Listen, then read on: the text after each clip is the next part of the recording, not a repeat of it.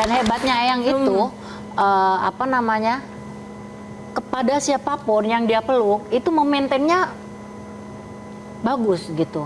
Dalam artian memaintain itu ketika beliau kenal sampai beliau tutup usia itu hubungannya tuh semuanya baik gitu. Mbak Ainul yang menjadi saksi hidup Eyang tuh, apa sih rahasianya Eyang bisa menjadi pribadi yang seperti itu?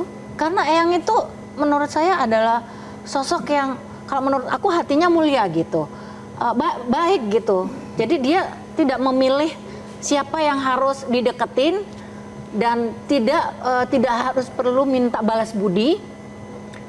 Nothing tulus aja, pokoknya mengerjakan tulus, ikhlas, tanpa pamrih gitu. Kalau menurut Inul ya, dan cara mengerjakannya itu juga beliau tidak harus dengan yang seperti apa gitu, enjoy life aja gitu. Melakukannya itu benar-benar santai dan tapi mengena gitu ke setiap orang yang dibantu, yang dideketin, yang disayang itu tuh benar-benar. Jadi kita itu merasakan kasih sayangnya itu nggak abal-abal gitu. Kalau zaman saiki itu nggak bohong-bohong gitu. Nggak bohong-bohong. Bahkan kadang tulus. kayaknya kok nggak gitu kenal sama Eyang, tapi begitu sampai baru ketemu waktu pertama di Q&A kan saya belum pernah ketemu langsung ya dengan Eyang Titi, nggak kenal. Tapi baru sekali ketemu langsung dipeluk, langsung udah kayak cucu, heboh gitu. Bang Yes juga merasakan hal yang sama nggak sih? Beliau itu kan paling senior ya, kalau lagi kumpul-kumpul terutama rame-rame tahun baru itu semua Kumpul-kumpul artis antar top apa itu saya kumpulin semua lah, saya undang semua gitu kan. Iya. Nah beliau itu bisa menempatkan sebagai kalau tentara itu komandannya lah gitu. Bisa mimpin sehingga ya merasa semua diperlakukan adil gitu kan. Ya ada pribadian yang kayak gitu ya, kayak komandan gitu.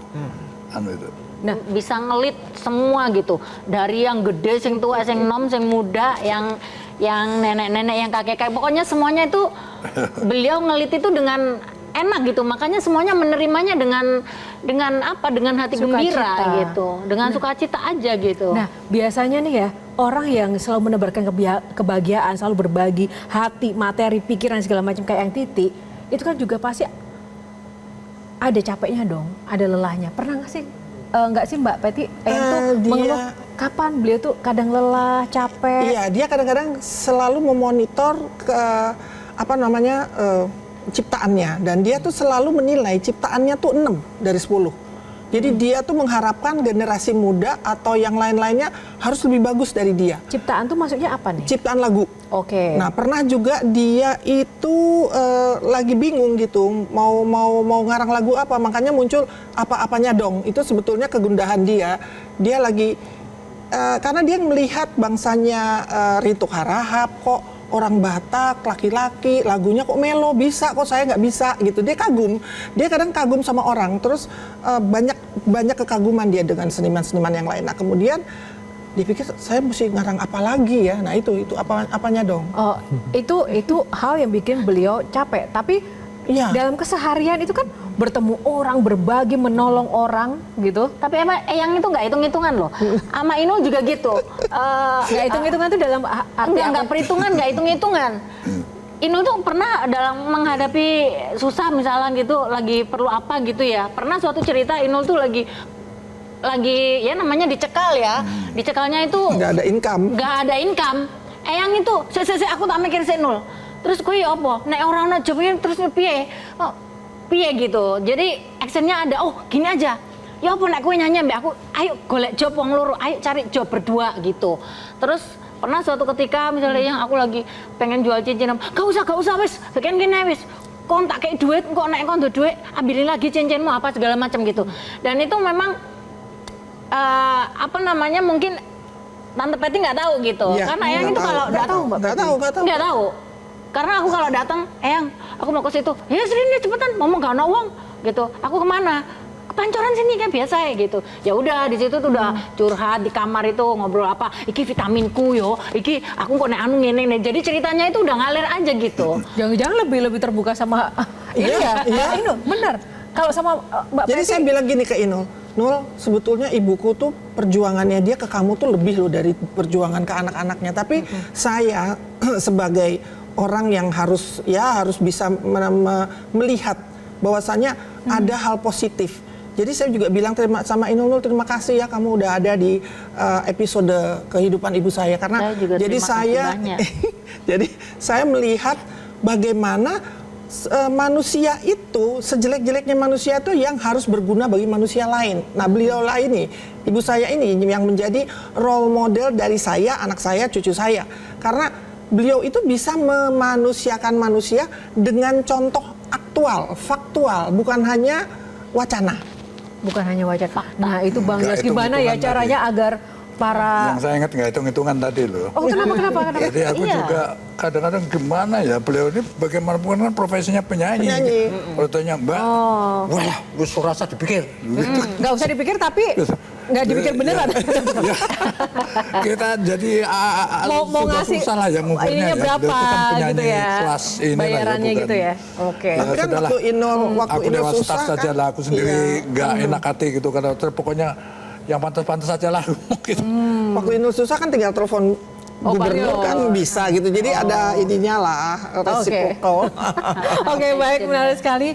Salah satu pribadi yang memang benar-benar tulus dan tadi tidak hitung-hitungan dalam apapun ketika menolong orang. Kita akan bahas usai jeda. Tetap bersama Q&A karena setiap pertanyaan selalu ada jawaban.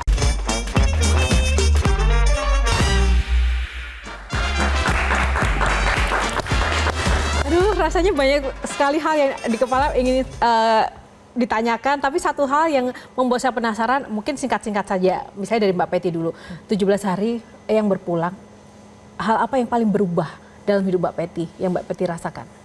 Ya sebetulnya sih terus terang 17 hari itu istilahnya saya nih nggak diberikan kesempatan buat nangis, karena langsung hari pertama wafat itu saya udah langsung banyak kerja kan menemani media kan di mana-mana. Jadi ya nggak sempet nangis, saya nggak sempet nangis. Jadi cuman ya karena memang saya juga biasa ditinggal sih sebetulnya ya. Jadi kita berjarak itu hal yang biasa. Nah cuman saya nggak tahu nanti bulan depan, minggu depan atau bulan depan seperti apa, saya nggak tahu. Hal dari ia yang paling menurun ke Mbak Peti apa sih, Mbak? Apa ya? Ya harus berbaik kepada semua orang itu sih pesannya dia, dan saya sendiri masih berusaha untuk menjadi seperti standarnya dia. Padahal kapasitas saya mungkin lebih kecil kalau dari segi handphone tuh gigabyte saya lebih kecil dari gigabyte-nya dia gitu. Iya, biasanya kalau putri seorang legend begitu kan semacam ada ekspektasi, ada beban gitu nggak sih Mbak? Atau bagaimana Ya, menyikapi benar. tuntutan dalam tanda kutip masyarakat gitu? Nah kami ini di masyarakat Jawa itu istilahnya kalau orang tua namanya bagus, kami keluarga itu nyonggo. Nyonggo tuh artinya menopang nama baiknya beliau.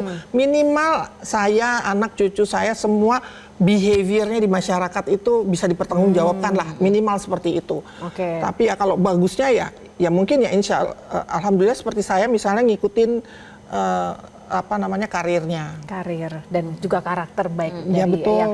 Jelajahi cara baru mendapatkan informasi. Download Metro TV Extend sekarang.